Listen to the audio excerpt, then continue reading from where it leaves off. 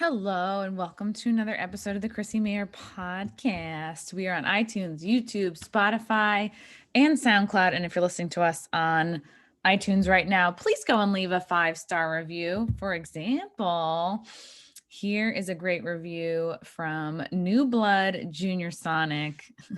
Lots of quips that make me laugh out loud. Lived in RVC for many years. Can relate. Yes, because I'm from Rockville Center in Long Island. Ryushin Malone is right about everything. Very interesting. Funny show. He just needs a different approach. Love you, Chrissy. Oh, thank you, New Blood Junior Sonic. Love the reviews, guys. Keep them coming. I appreciate them so, so much. I want to let you know that this episode is brought to you by Lucy. You know, it's the end of December. We can't control much but ourselves and our health and what we put into our bodies. And if you're looking for a nicotine alternative, Lucy has got you covered. This is a company that was founded by Caltech scientists and former smokers looking for a better and cleaner nicotine alternative. Finally, nicotine tobacco alternatives that don't suck. These products were researched and developed for 3 years to be made for people, not patients. That's right. Lucy has created a nicotine gum with 4 milligrams of nicotine that comes in 3 flavors: wintergreen, cinnamon, and pomegranate. I've had them all. They're all delicious. None of them taste like cigarettes. It tastes very clean and delicious, just like regular gum. They also have a lozenge with 4 milligrams of nicotine in a cherry ice flavor. Each and every flavor tastes great. It's convenient, discreet. These products can be enjoyed anywhere, on flights, at work, on the go, even in the gym. So guys, if you're looking to 2021, how can you improve yourself? How can you make yourself healthier? Get rid of your cigarettes, unplug your vape, throw out your dip, and get some Lucy nicotine gum or lozenges. This is the real deal. A subscription to Lucy comes directly to your door each and every month. It's so simple. You don't have to leave your house because Lucy has delivery down. And for all my CMP listeners, go to lucy.co, use the promo code CMP. You're going to get 20% off all these products. That includes the gum, the lozenges, all that. Get your 20% off. Go to lucy.co, use the promo code CMP, check it out. Also, I have to give this disclaimer.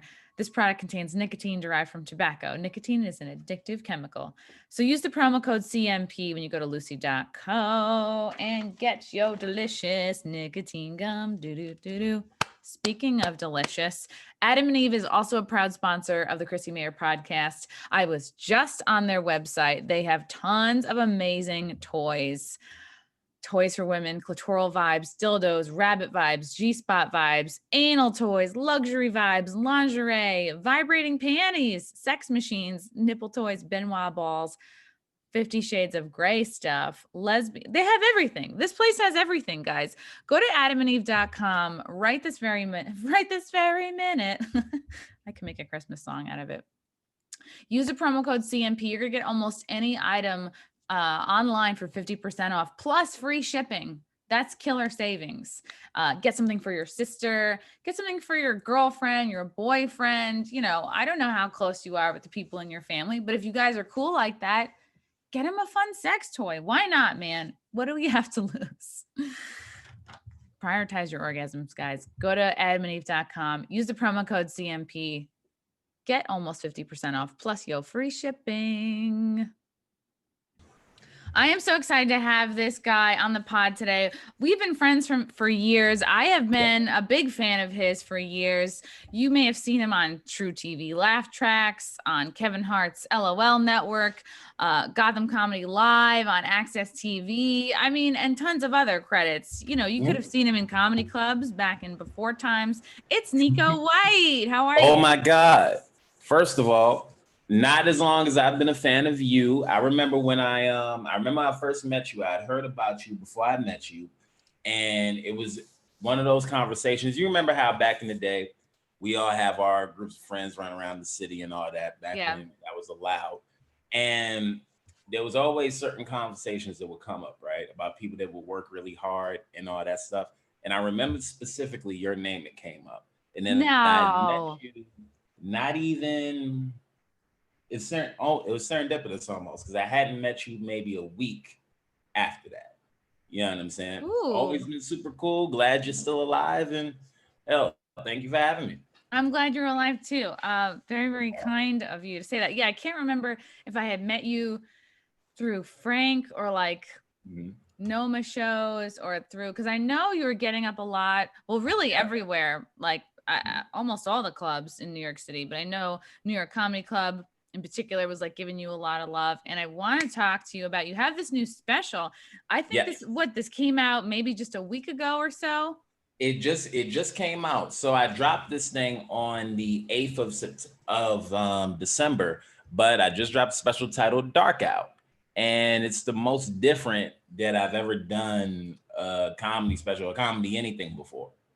I've been watching it, and it's really cool. And I don't know if you get this a lot, Neko, that you're kind of like a young, I don't know.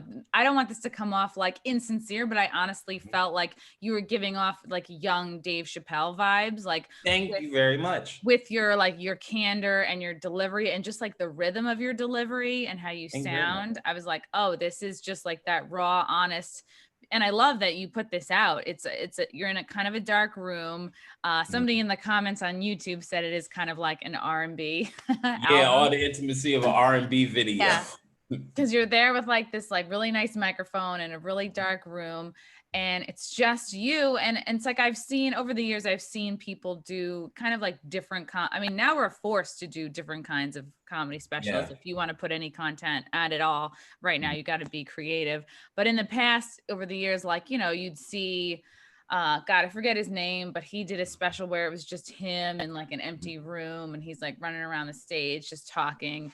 So we've seen like, and for me, like that didn't really work for me. I forget his name, Drew something, but you were like, you're so honest, and like what you did work for me, because it's just, it's almost like, it feels like poetry. It feels like almost like a one-man show, but it's funny. And I mean, I want to know what that process was like for you. What, you know, when did you kind of realize like, hey, I really want to put something out. Things are not opening up anytime soon. Got you. So when the stuff first happened, right, it got me at a time where I had a lot of stuff that was about to come up, and it was almost like the way it ended up catching me, it was almost comical, right? Because if this would have happened 20 days later, like, yo, Mayor, when I tell you I'd have been fine, like just 20 days later. So I remember when we first started hearing chirpings about the virus, right? And you remember we were all still doing shows. That's back when only I think Italy was locked down and all that stuff, and everybody was downplaying it. Oh, it ain't gonna be nothing, ain't gonna be nothing. So I remember one of my friends, something that got canceled, something big that got canceled, right? And my thing that I had coming up hadn't yet been moved or rescheduled or anything. So when she told me about her thing being, you know, canceled, they were like, well, what happened with your thing? I'm like, nah, we ain't been canceled. You know what I'm saying? Not yet. So you know how you say something? You say what the thing was? Oh, it was one of those Netflix 15s.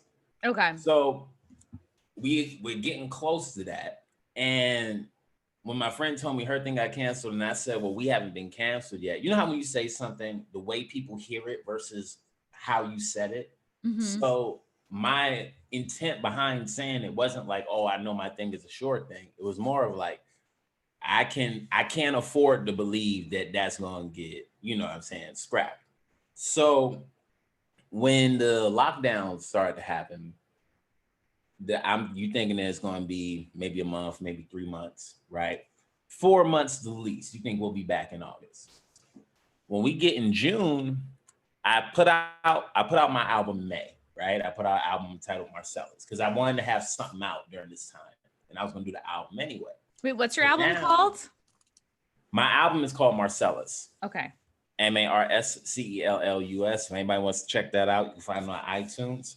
But I really didn't know how to feel, if that makes sense. So I put out Marcellus, and I felt great about it and all that stuff. But it's like, even the material from that versus what we were going through, it was like every week, it was new stimulus, and all the stimulus was negative. It was either a new shooting of Black person by the police, or it was COVID this, lockdown that, COVID this, lockdown that.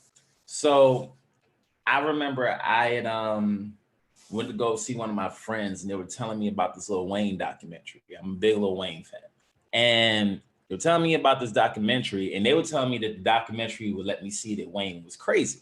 So I watched the documentary, and I didn't get that the man was crazy at all. In fact, I got the opposite. I'm like, this motherfucker works really hard. So apparently he locked himself in his music studio for like 3 years and just recorded songs. And he doesn't write his music. What he does is he'll go into the studio and he'll listen to the beat and he'll just go.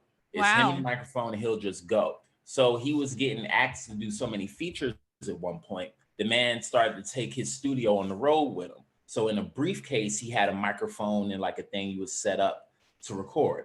He recorded one of his biggest verses in his hotel room. And I watched that, just set up a microphone and did it. And I watched that and I was like, shit, why can't I do that? Right? Because they locked everything down. And I really wanted to put something out that like got out how I was feeling. Because I was going crazy with all that shit. You know what I'm saying? Because like dead, who was it? It was George Floyd, Breonna Taylor, and then all the other in between cases, right? Then just being at home and feeling what I was feeling as far as like, yo, we were this close to something real dope. And then knowing what I had after that and knowing what I could have did with that, oh man, fuck that. I don't like to feel like I got beat. You know what I'm saying? So now I had that little idea. And I'm like, all right, let me see. So I reach out to a couple of friends and I tell them the idea. I'm like, yo, you know, I saw this Lil Wayne documentary and I'm thinking about maybe going to a music studio and recording something, right? I'm lying, I'm skipping this step. So there's this girl that's on my Instagram and she had said something along the lines of like, when things open back up, I would love to see you perform again. And I said, well, you know what? A fan said that to you? Just a fan said that to you? Mm-hmm. Yeah. So when she said that, I was like, you know what? I might walk into a music studio and like record a special and put that out for y'all. You know what I mean? And she was like, oh, well, I'd love to see it. So when she said that, you know, kind of testing it, I was like, you know what? She said she'd watch it. Why not? I tell a couple friends about it. First two people I've reached out to, like, I don't really get it. You know what I'm saying? I don't really get it. Then I reached out to Mike Lavin, the homeless pimp, videographer, and all that stuff. I reach out to him, I tell him the idea. Likes it, right? And I started to reach out to folks and tell them the idea. And everybody that I reached out to that I needed to get it done was with it from the get-go. And that's how I got confidence that I had a good idea. So I reach out to Scott, one of the co-owners of New York Comedy Club. And he has this studio, the Pinch Recording Studio out in Long Island City. And I reached out to him. I go down there to talk about doing a podcast with him. And then when I told him the idea, loved it. So I mentioned something like an old school mic, like a Billie Holiday kind of mic. Right? Oh, yeah. And he mentioned, well, we had this Frank Sinatra style mic.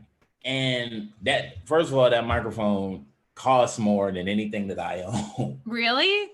Bro, he ended up telling me the price. That shit is 16 grand. Wow. That microphone. Wow.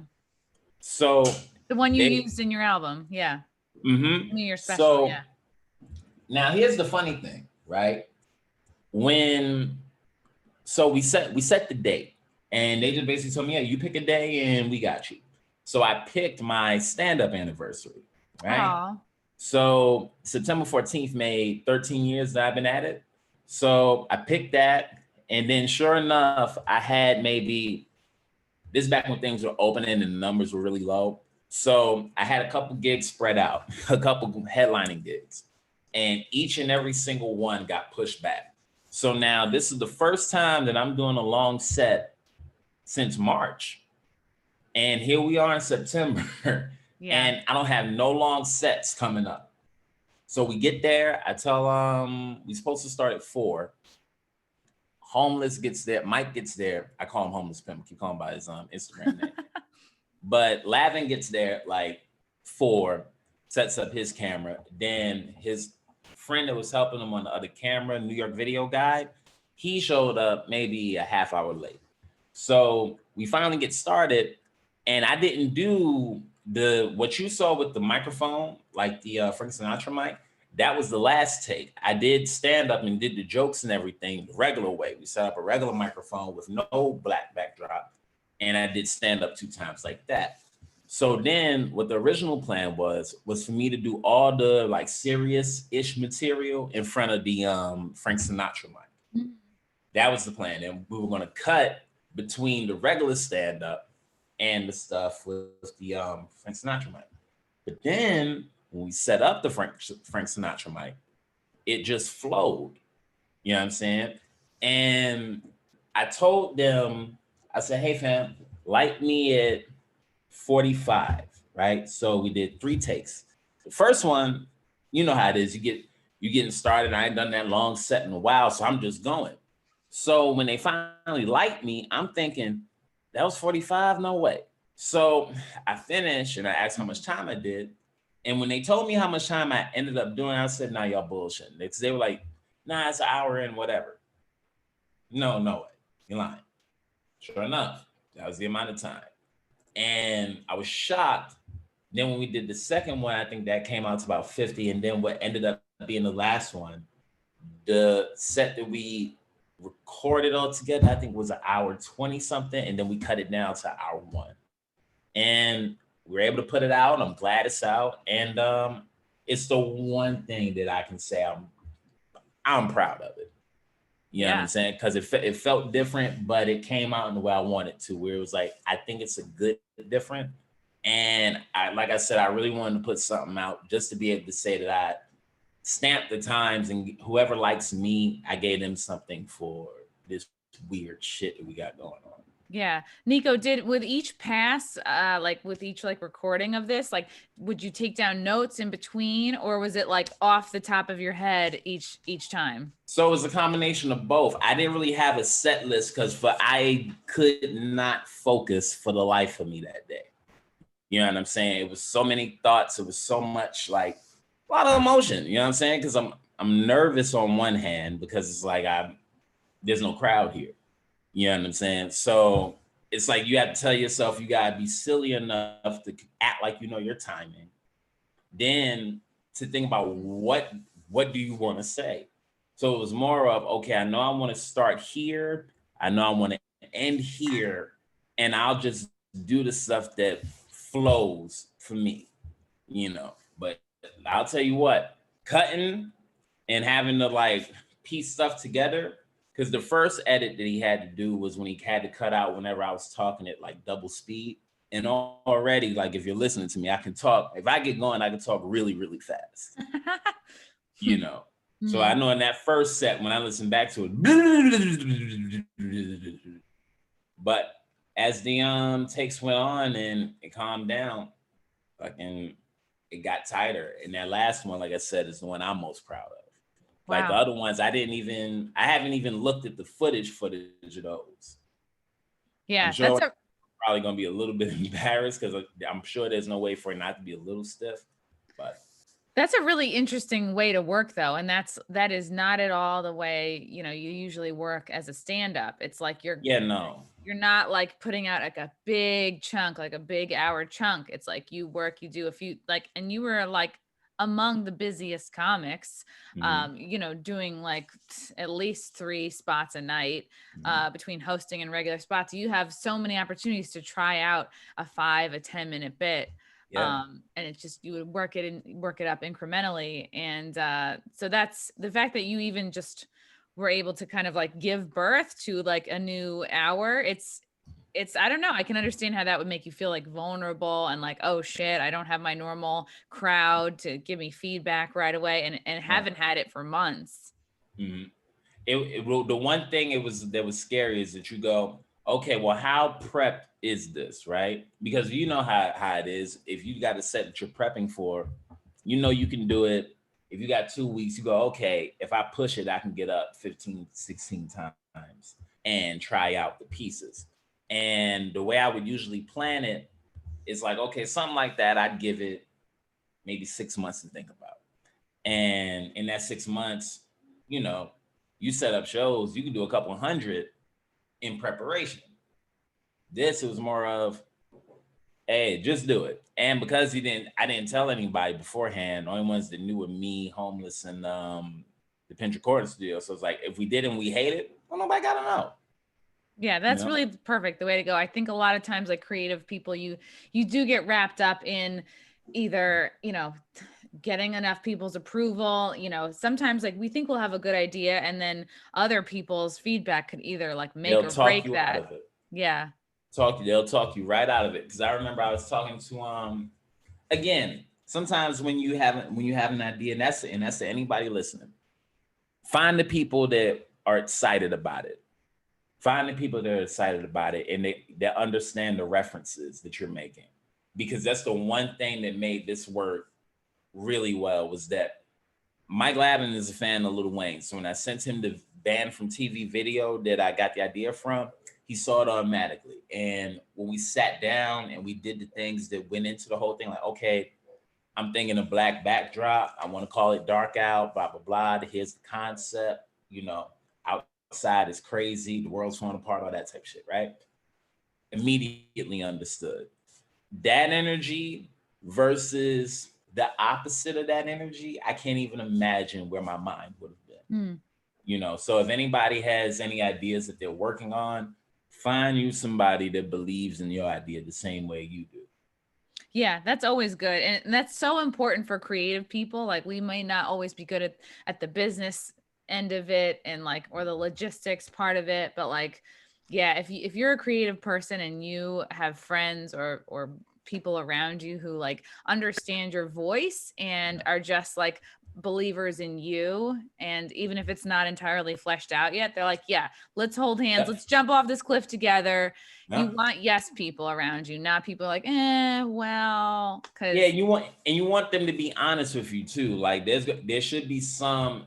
I remember I had one idea to do, like they had asked me so much about when I was going to set up the microphone, the Frank Sinatra type microphone, that I was like, I'm gonna get to it. I promise I'm gonna get to it. Just let me work it out at least one time first, right?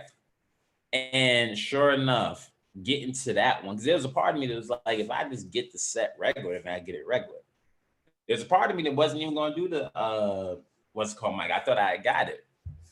As soon as we finished, I was like, that's it. I don't even want to see the other takes. And them pushing, you know what I'm saying, made me finally go, okay, you know what? I'm not just going to do the cop material to this microphone. I'll do all the stuff, you know what I'm saying, just so we can have this tape.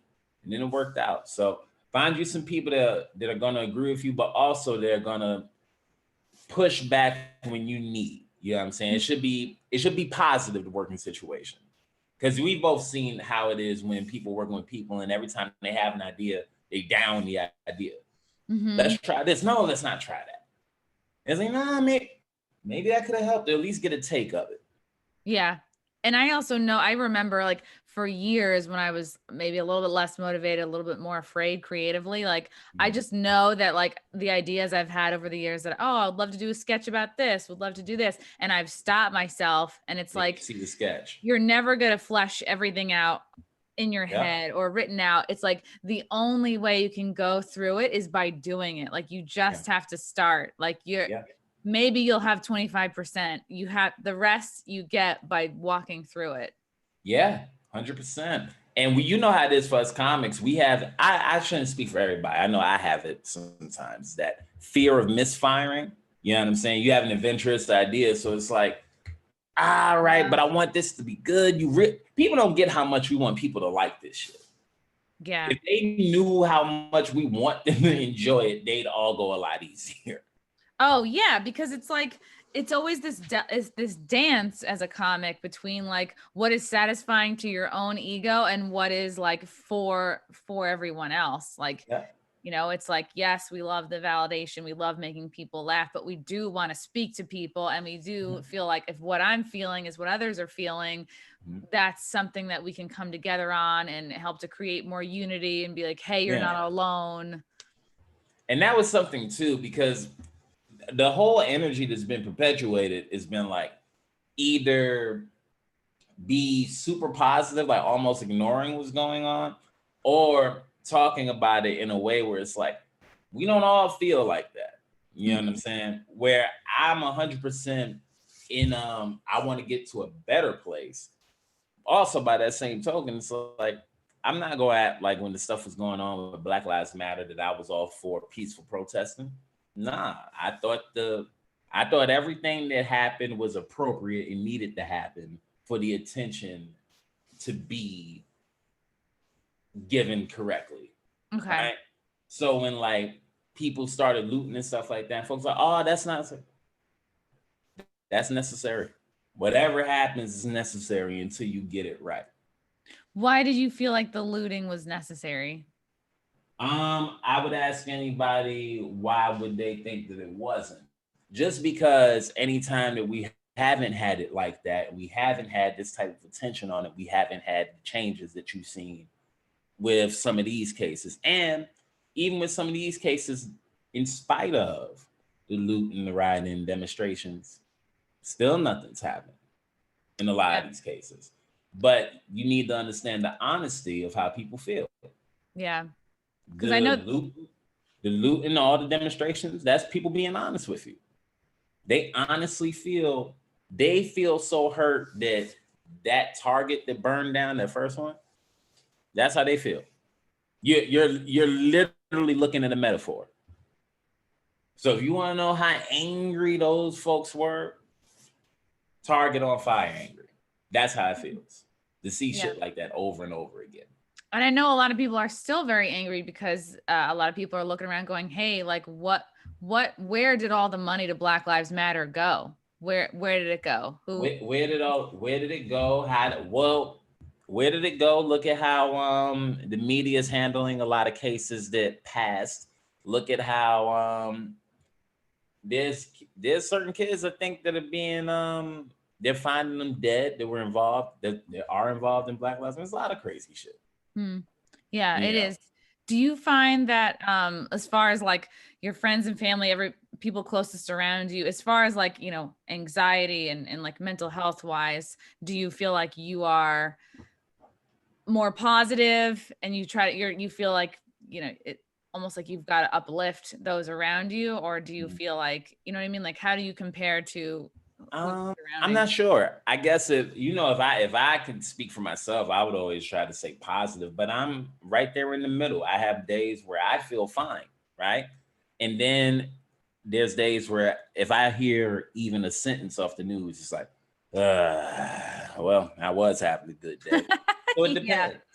You know, I like being able to get to be outside and be around people. So not being able to do that the way I'm used to, that sucks. But for the most part, most of my days are 7s, if not 8s out of 10s, right? That's great. Yeah.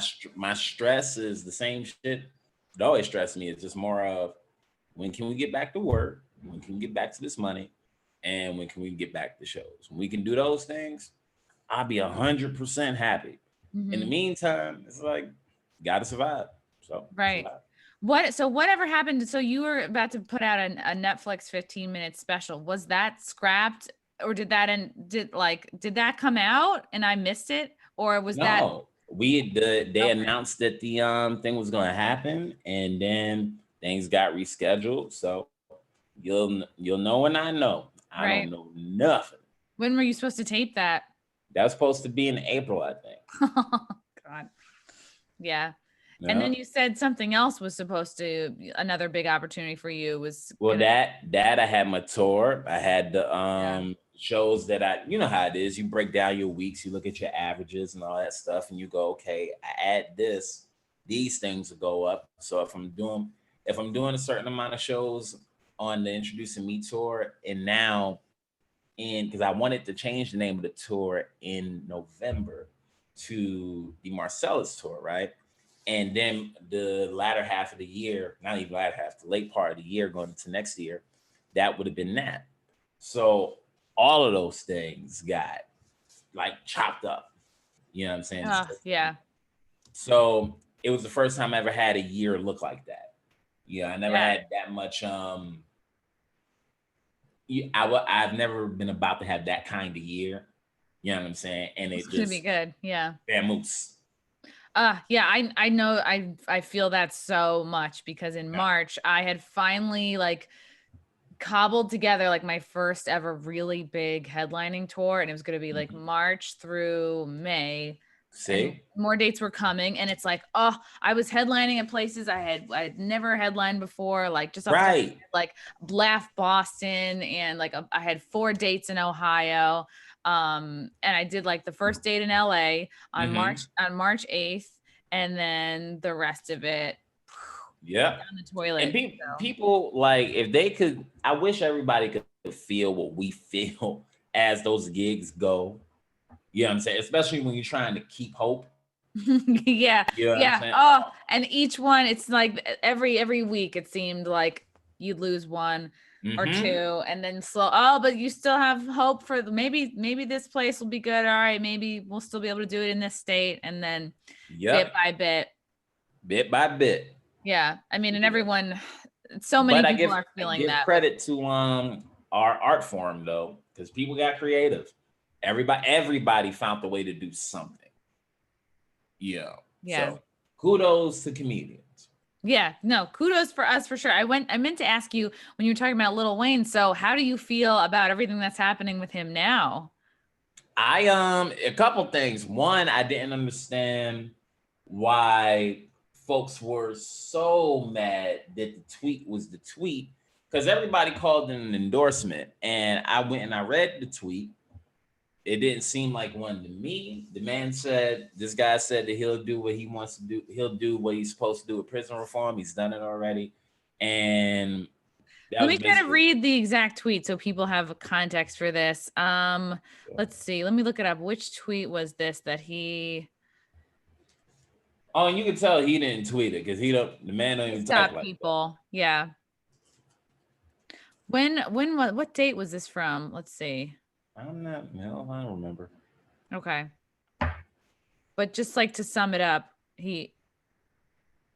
So he took a picture with Donald Trump, and Twitter called it an endorsement. Of okay. course, he hasn't really spoken on it, but I read it. It didn't look like an endorsement to me. It didn't say Trump 2020 or anything like that. It looked like he took a meeting with the guy. So I didn't much care because I don't care what Wayne thinks politically because I know for a fact that Lil Wayne couldn't even vote even if he wanted to. So I didn't care that much, right? As far as everything else happening with him, I found it weird that people got mad at him for selling his masters for $100 million because a friend of Oh both wait, of here. them. Yeah, here it is. This was Now I can't see that. What's it say? it says just had a great meeting with real Donald Trump POTUS because what he's done so far with criminal reform, the Platinum Plan is going to give the community real ownership. He listened to what we had to say and assured he will and can get it done. And this was from October 29th. Yeah. Yes. So now, in that tweet, we can confirm that they had a meeting and they had a good meeting about prison reform. Which to me sounds all good. I mean, everybody wants that. I can't confirm that that's an endorsement, but because they took it so close to the election, I understand how people felt that way. I just don't get the some folks are like, oh, he put out a new mixtape that was great. And folks are like, well, I'm not listening to it because that's like, well, first of all, the guy that you wanted to win won. A, B, Wayne's really not political. And C, if he did meet with the man to try to get pardoned on a Fed charge, then that's what he did. He's a music artist. I listened to him for the music. Didn't care too much. So this case that happened, I hope he doesn't go to jail. I think it would be really, really mean and really, really almost cruel because what he got caught with a gun, right? On his private plane. But he declared the gun. So he got it cleared to fly. He declared it, did whatever you're supposed to do, but he's a felon. And because he's a felon, I guess is supposed to have a gun at all, right? So the thing that makes it cruel is that the gun was a Father's Day gift. Oh man. that his daughter got for I him. mean, shouldn't she have known that he's not allowed to have guns? I mean, we probably should know a lot of things, but again, when you consider how many rappers get murdered by people that just run up on them on the street, Mm, you know what I'm saying? You look at all these yes. young rappers that get, you know what I'm saying? Yeah, you got So, to protect yourself. but whatever, the man had it cleared. He was cleared to fly with it, you Hmm. know. So the fact that he's a felon, Wayne's not dangerous. The only person Lil Wayne's ever shot is himself when he was 12. You know what I mean? You gonna put that guy in jail Hmm. right now with all this shit going on, and he's an epileptic. What's the Wow. use of putting him in jail with bad kidneys in the middle of this? Yeah, it does Charge the seem man some unfair. money for community service. He's not a threat. You know what I'm saying? This time, I'm tired of seeing people in that type of position that, for the most part, are positive, going to jail for basically nothing. Man had his gun on his plane. His baby girl got his firstborn got him the gun as a gift, fam. Don't put that little girl through that. Yeah. Imagine being her, knowing that you bought your dad a Father's Day gift, and now he could be facing up to 10 years federal time. Oh God. Yeah. The unbelievable guilt that she must feel. I can't even, because I forget her name, but she's like, her dad means more than anything. Yeah. So don't put that family through that. It's unnecessary. Yeah. It's interesting what you touched on before is the idea of like canceling an artist or um not protesting, but like it's like that woman who was like, oh, I'm not going to listen to his new mixtape because of Mhm. he had a picture with Trump, or he may or may not have endorsed My him, only whatever. thing is, my only thing is with that, feel free to feel how you feel, right? Because some people have their things they go, that's the final straw for me. I can't act like I'm mad at folks for that.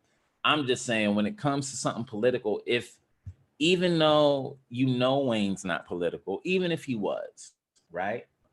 If you didn't know that, would you mind? If he never took that picture, would you have given a fuck? You wouldn't have known. You know what I'm saying? If he would have took a picture with Biden, would you have felt the same? Because what I'm saying is, these two old people that we had to vote for are who they are. You know what I mean? And at the end of the day, one of them was going to win regardless. So one side is going to have to work with the side that you don't particularly like, no matter what. So if this crazy person would have won, we would have had to deal with him. You know what I mean? I don't got time to. I'm more mad that I know more about Trump's meeting with Lil Wayne than I know more about his meetings with world leaders. Yeah. That's the part that makes me upset. I don't know no other meetings Trump had that day. Right. Well, that's the media for you. That's the entertainment industry. Like, But it's all the yeah. entertainment industry, sis. I went to read something on USA Today, and then I couldn't even scroll down without them saying, you have to sign. My nigga, sign in for what? I know. I hate that so much too. It's like, I just want to read this article. Like, And they wonder how these crazy things, Breitbart and all that shit, can take control of people's minds and why people don't know anything anymore. It's because you're making them basically subscribe to the New York Times so they can read the article. For what? Yeah, I think all news should be free. All news should be free. It's like, if you want to donate, but like that really, like, nothing should be censored, nothing should be charged. Like, leave it up to people to take in as much information from as many different sources as they would like. It shouldn't be the New York Times and have the quote unquote good information and I can't get to it. Meanwhile, Top Buzz or whatever, they free as can be. You know what I'm saying? They let you scroll as long as you want. You don't know what they putting in those articles. So it's like when people go, well, how can the people that vote for Trump still be believing that he won the election?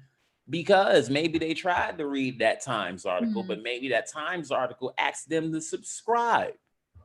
Oh yeah, that's the biggest turnoff for me. I'll be so interested in reading an article, and that happens with the Times or the Wall Street Journal or like whatever, and they're like, "Oh, you got to sign up." You're like, "Well, I'm not gonna work hard to like read this one article. I'm just gonna move along with my day." It's like it's like we're all busy enough as it is. It's like you're not gonna spend an extra 15 minutes to. And they don't even understand it's being capitalized on. Yeah. You know. Yeah. That's interesting. So it's like, and that always has bothered me too. Like for whatever an artist thinks or believes politically, like that really shouldn't matter. Cause if their art is good and it But also besides the point, let's take all of these things, like celebrity, person to person. Let's make it all one by one. Lil Wayne is the same man that wrote Georgia Bush. Lil Wayne is the same man that came out and said, he has songs where he literally said the name of the sheriff was Henry Lee, and when he died, niggas shouted out, thank you, Jesus, on a song called Scotty off his Carter 5 Deluxe album. You know what I mean? Whatever reason Wayne was there, it wasn't political in the way of vote for this person, vote for that person. And you know that. You know that. If and people say, "Oh, we don't take them seriously." Well, if you don't take them seriously, then what are we mad at? right. What are we mad at? Seems Let them vote. hypocritical. Act like these people are just people. You know what I Right. mean? Appreciate them for what you appreciate them for, but after that, don't think too hard. There's too much shit going on. I mean, it sounds like he met with him for good. His heart was in the right place. It's it's like Kim Kardashian met with Trump about prison reform. But look, people feel a certain way about that guy. He brings out a certain level of emotion, and being around him makes certain people feel that level of disappointment. So I'd be a hypocrite if I say they shouldn't be able to say anything about it. So you understand, yeah. Of course. But you ain't gonna tell me what music to listen to. Still one of my favorite rappers. And don't put him in jail because he inspired my thing. I'm trying to inbox some people so he can see it. At least let me inbox Mac Main first so the man can see that he inspired something. That's great. I'm gonna go grab my laptop charger real quick. Don't go anywhere. Oh, okay. All right. I'm sorry. I've been looking off the last 15 minutes. Oh, okay. You don't want your thing to die. All right, I'll put this on pause. We're back. Neko, do you think that you are sympathetic or empathetic to Lil Wayne's situation because you did grow up in the projects? And no, that has nothing to do with it. I'm sympathetic to Lil Wayne's situation because his daughter bought him a gift, and I know how much his daughter cares about him. And just again, consider the year we've had.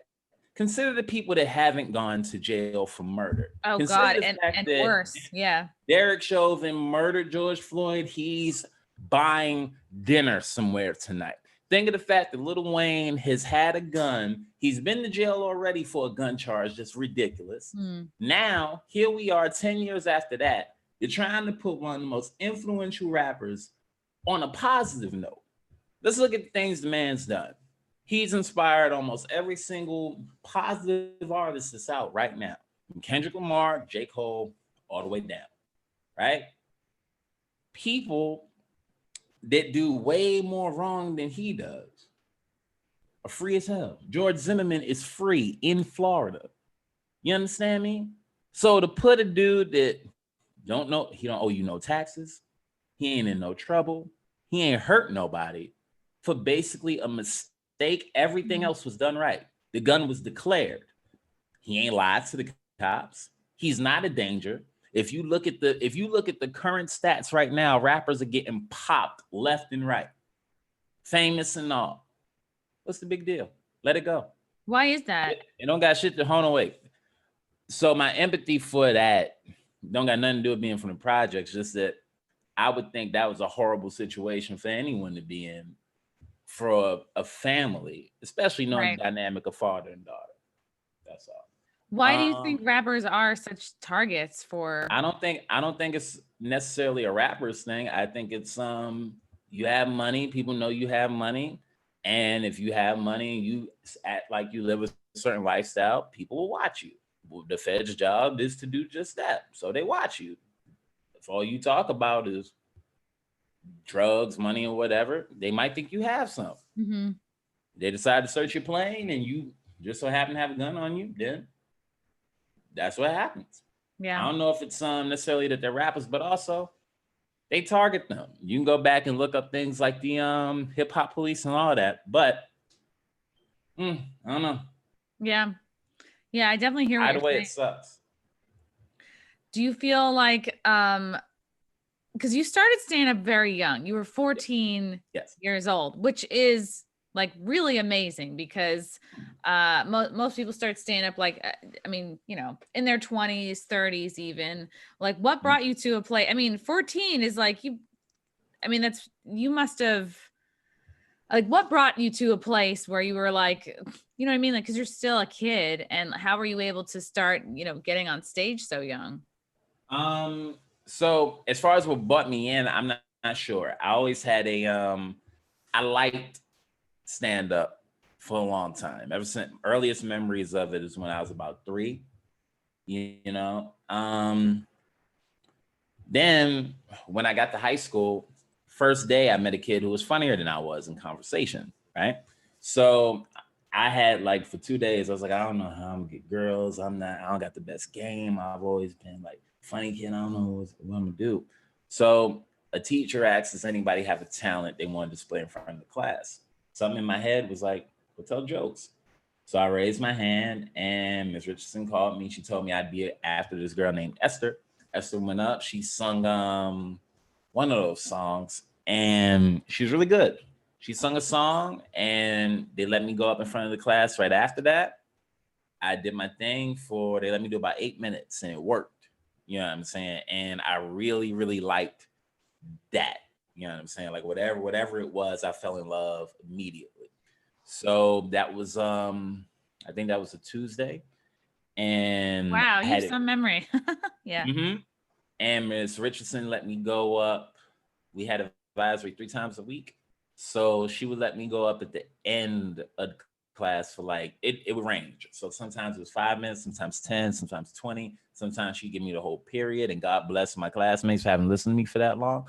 But that turned into going to the open mics and turned into the going to shows, going to the rooms, going to the clubs and How old were you at your first like regular open mic? And like did your I like was 14. who you So and you just went by yourself?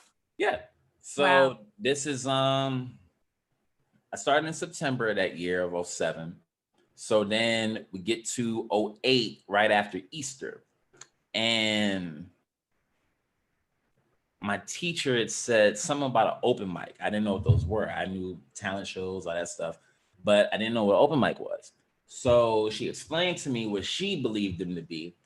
I said, okay, well, I'll go try one. Now, I figured in my mind, I go try open mic, I do comedy at a comedy club successfully, then I can retire. You know what I'm saying? I've done everything that there is for you to do. And then next thing I'd have to do is get on TV, right?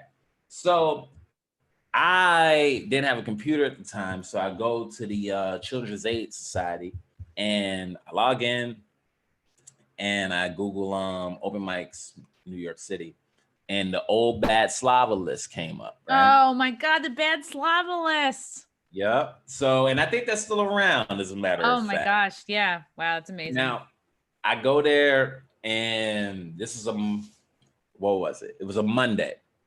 Yep, it was a Monday. So they got the open mics for every day of the week, and I see that the High Comedy Club has one in the Times Square area by the Toys R Us on Tuesdays, and I see that Stand Up New York has one Wednesdays and Fridays. So I said, okay, I'll go to High Comedy Club tomorrow.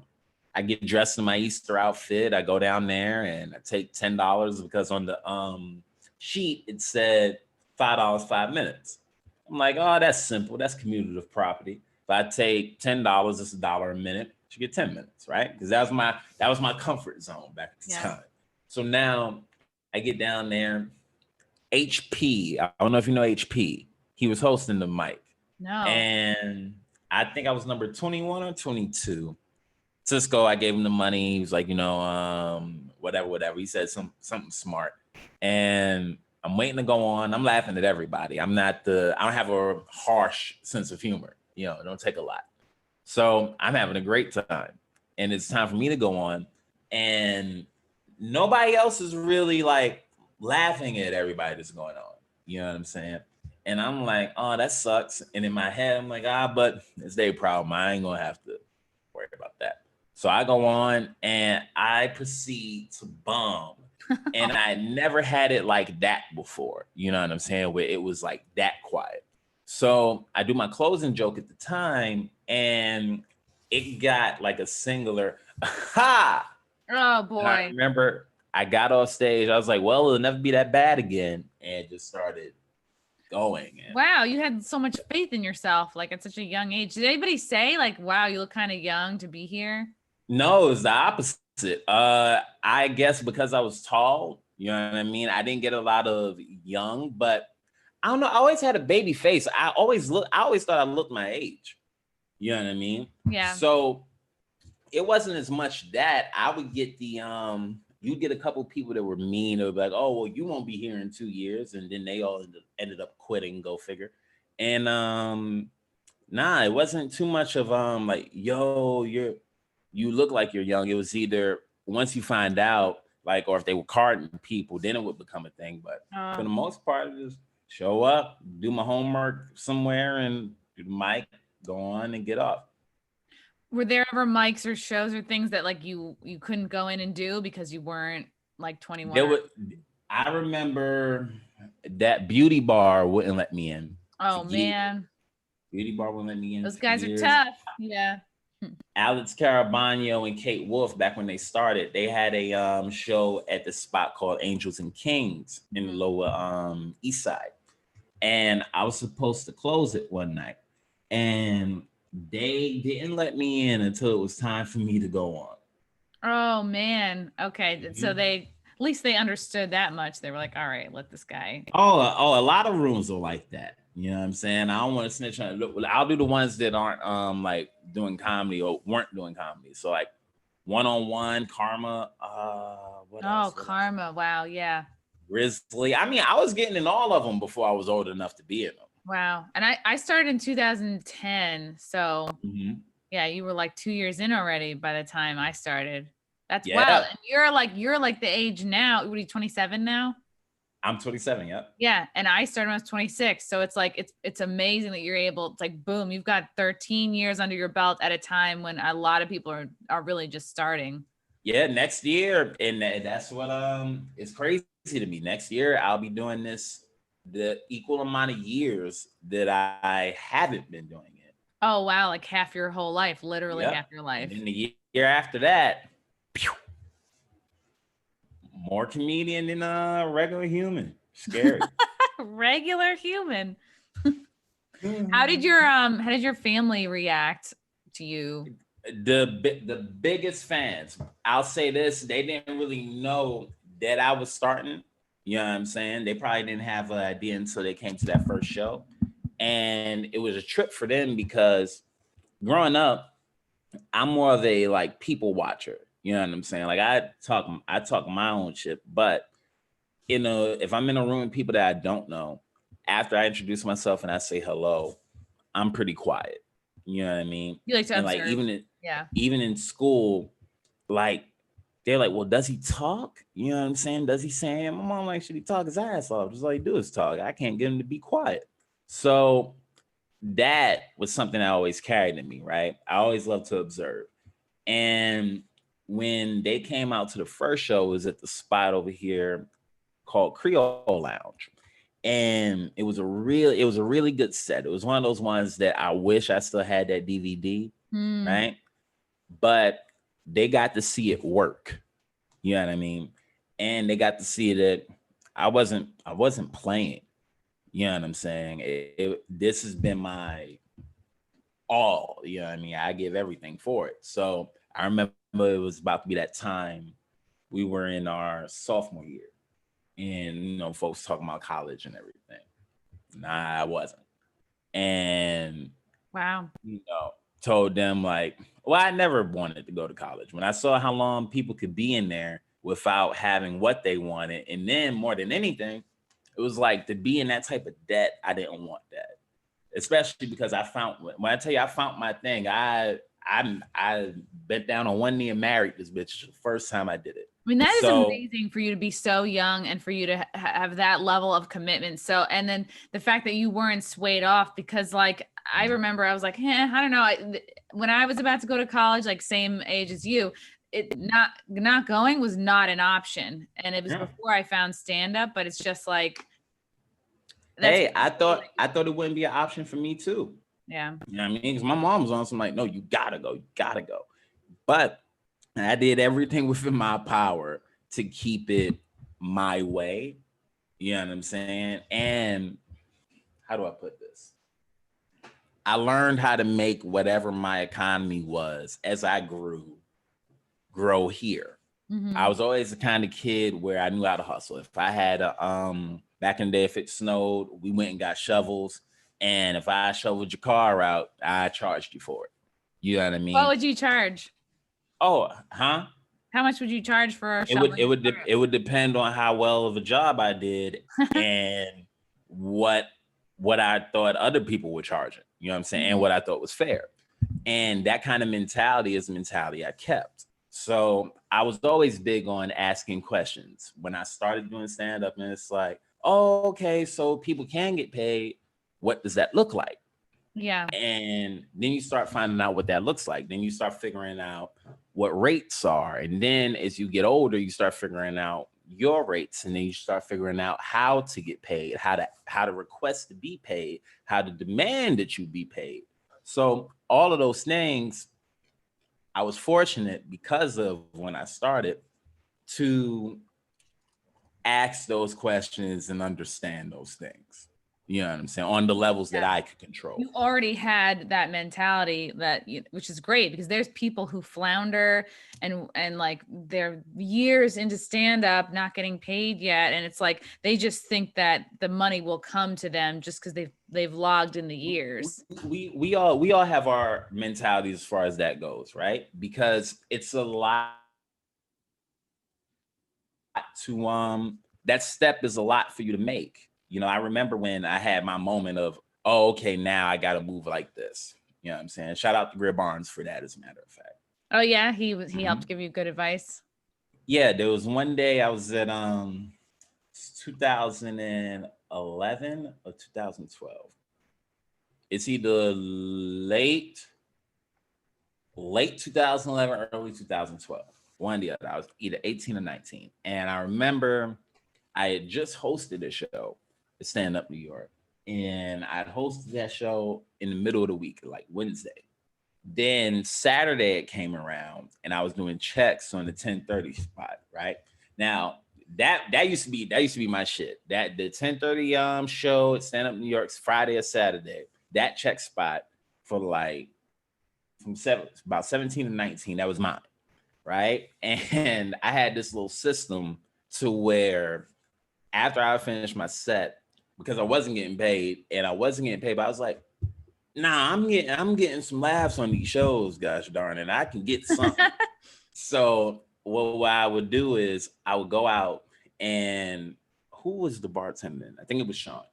And I said, hey man, can I get one of those glasses? So I take a glass, I put like a $5 bill in there. And after I was done with my set, I tell him like, yo, if you enjoyed me, I'll be right there. Drop something in this glass, depending on how much you like me, right? Yo, I'd walk out of that spot with like some dollars, yo. More white women come by and put like a 20 in that shit. Wow, good for you. Was the club like? Did you tell the club you were gonna do that? Did they react? They knew it was my system, dog. I grew up in comedy clubs. When I first came to Stand Up New York, I had a stage name. Fucking Greg Judge was the booker there. And I remember it's one of the things that you remember that you're proud of. I remember when I first came in and I asked him how long did he think it would take for me to be able to work the club. And I remember this motherfucker told me 7 years. And wow. I ended up being able to work that club in 2 years. You know what I mean? So that was one of the earliest things I remember having some pride in. Anyhow, Greer saw me doing checks on that show, and Greer came up to me. You know how he talks. He said, so can I ask a question? Go, yeah. He goes, so just the other day you were hosting the show, right? Well, yeah. He said, now the host is the highest paid spot on the show. So that would mean they trust you to be the highest paid spot on the show. So why, a couple of days later, are you doing checks? Ooh, Right? interesting. So I gave it a second. He said, what do I know? But I'm just saying. And I remember I sent out a text or something to that extent, maybe the day after, right? And sure enough, it worked. You know what I mean? You said, hey, So like, why am I not getting paid to host, basically? no. They paid me to host. It was Okay. more so of all right, I'm going to leave these now. Transition away from checks. Is right to where it's like, okay, so boom, heard you, big dog, and you're right. Hey, I forget how I worded it, but some along the lines of, okay, let me know only for like guests or pay spots. Good. And it worked, Good for you. So God bless Greer Barnes for that. Yeah. Greer's the best. Was there anybody else that you can remember that early on or even throughout your whole career, like gave you advice that was stuck with many. you? Donnell Rawlings was big. You know what I mean? He was the first headliner to show me love. And I learned how to be a headliner from watching him. Right. And when I say that, I mean the mentality of it. That dude really cares about putting on the best show possible for his audience. And the two best examples I have for that, I remember there was one time he had this thing with MTV, and it was called Dr. Trill's House Party or something like that. Mm-hmm. He gave me a part as an extra in it, and I had to be, it's like 16-year-old me. And I'm playing like a church kid handing out pamphlets or something, right? Donnell comes in off the road and he's dead tired. You know what I'm saying? I'm talking about in between takes, he's sleeping like this, eyes closed, full on. To this day, I had never seen anything like this. He was out cold, and then they called, all right, everyone, places, literally jumped up, got right to where he was supposed to get to, added all this energy. When they called cut, literally. Wow. That's nuts. And then the second time, and it's funny the things that you remember. It's one of the coldest moments I've ever seen in stand-up. So Donnell's headlining Caroline's, and the MC of his show is a comedian that we all respect, right? And he's one of the ones that at the time was super hot on the scene, right? Who was it? So I think he was hosting for Donnell or something like that. Whatever his position was on the show, he was on the show. And the set wasn't going over, right? And when Donnell's in the green room, he gets in his own mood. You know what I'm saying? He'll say hello to everybody, and after that, listen to his music. He'll talk a little bit, but he gets into his own space. I'm hearing him hear the comic not do well.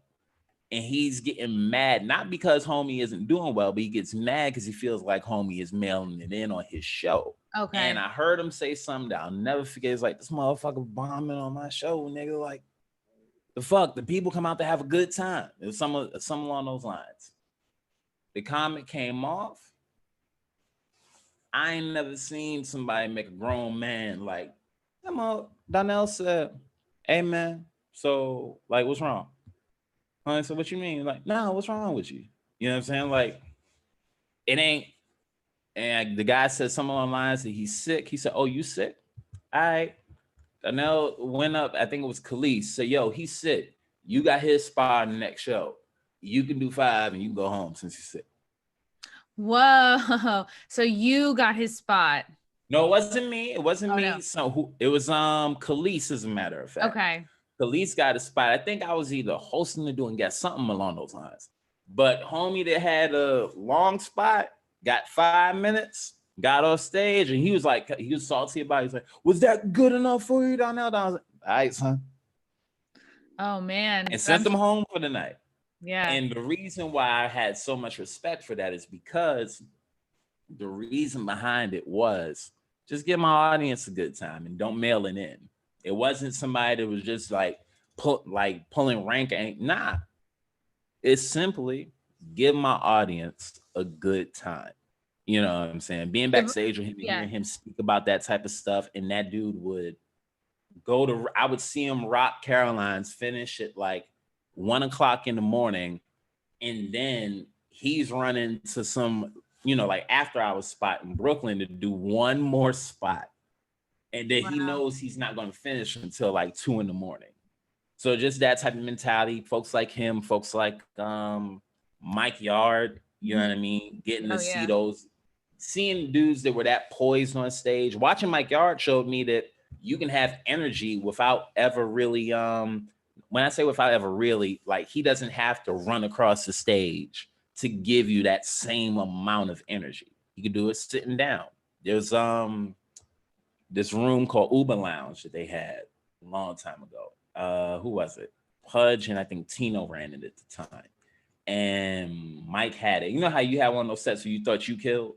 Mm-hmm. Like everybody before you like, okay, I definitely got the loudest laughs. Man, Mike Yard went up in that shit, sits down, and proceeded to shake that shit.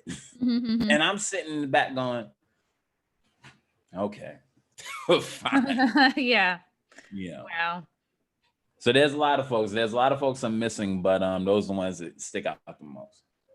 That's good. It's helpful because a lot of times I remember when I was new, I didn't feel like I had any mentors or people giving me advice or like, but maybe I wasn't like reaching out for it. Maybe I was coming from a place of like, oh, well, they don't want to talk to me. Nobody wants to help me. So I'll just suffer at these mics. But everybody comes through it a different way. And it's, if you're doing your thing and you feel like you're being true to yourself. And I think that's a really good lesson from Donnell. Like, whether you're bombing or not, like be sure you're giving, at least 100%, at least 90% on stage. Like just his whole thing was, what do you always say? Go hard or go home. That was his thing. That's what he would always say. If he didn't say shows, go hard or go home, go hard or go home, go hard or go home. And again, seeing that dude coming in from whatever flight, from wherever, having to be up early and popping up like that, I'm telling you, I still ain't never seen no shit like that. Wow. So shout out to the big homie. I was checking on your I guess it was your IMDb page. Is it something are you filming something now called Midlife or oh shoot, sure was. Is it on pause now or is it something we can't talk about? Oh no, I'm already done. Okay. My shoot dates are complete. But yeah, a friend of mine just so happened he's producing his own movie and gave me a part in it, and they're doing it the official way. And I'm super proud of them. You know what I'm saying? So shout out to Eric and the folks over at Very Good. And I hope that Midlife comes out amazing. They gave me a part in it, and they actually let me play up a little bit. So I appreciate that. Do you know when it comes out? No idea. Okay. But as soon as I know, let me come back on and talk to you about it. Yes, for sure, Neko. Where can people follow you, support you? We're leaving. Shoot. No, wait, we don't have to sign out. I'm about to say I ain't seen you in so long. But if folks want to find me, you can catch me on Instagram at Neko White 93. That's at NEKOWHITE 93. Check out my special. It's called Dark Out. It's on YouTube. You can type in Neko White Dark Out, NEKOWHITE DARKOUT on YouTube. It should pop right up.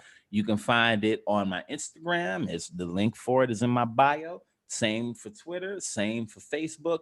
Watch this special. It's something that I'm really, really proud of. And if you like that one, go back and watch my first special, Introducing Me, that I put out in 2015. And then if you like that, check out my second album, Marcellus. That's on iTunes, MARSCELLUS. I love it. You've been busy. It's good. Trying to do something. You know what I mean? Need to keep this hair alive. The hair is good. I mean, I feel like that's got to keep you up on days when you don't feel so hot about life. You know what? It It can, but I don't know how to really maintain an afro. You know what I'm saying? You know me, I usually keep my hair about a lot shorter than This is the longest I've ever seen your hair. Yeah. Yeah, people are telling me to braid it, and it's like I haven't had braids since I was a child. You know, and my head is too big for all that. So I think I'm just gonna get it chopped down a little bit, or I might let it grow to like an astronomical size. But Yeah. I don't think I'm gonna do too much. If my sides start like looking like they pushing back, I'm gonna go right back to the Caesar. Yeah. Well, Kenny, yeah, maybe go get a haircut from Kenny Warren. I don't know if he's still. That's my guy. Yeah. Okay, Kenny's cool. my barber. Mm-hmm. Kenny's the best. Yeah. The best. Shout out to Kenny of Levels Barbershop. I think he's on 125 or 123rd. Oh, Yep. 123rd. Okay. 123rd or 124th. It's 124th. 124th in Lex. Shout outs to Levels Barbershop. There is levels to barbering, ladies and gentlemen. This was great. Neko, thank you so much. It was great to see you. Thank you so much, Chrissy. It's greater to see you. Stay safe in all this. And I hope to see you soon. Tell the family I said hello. And y'all make sure y'all keep listening to the CM podcast, huh? Aw, thanks, Neko. No doubt. Bye.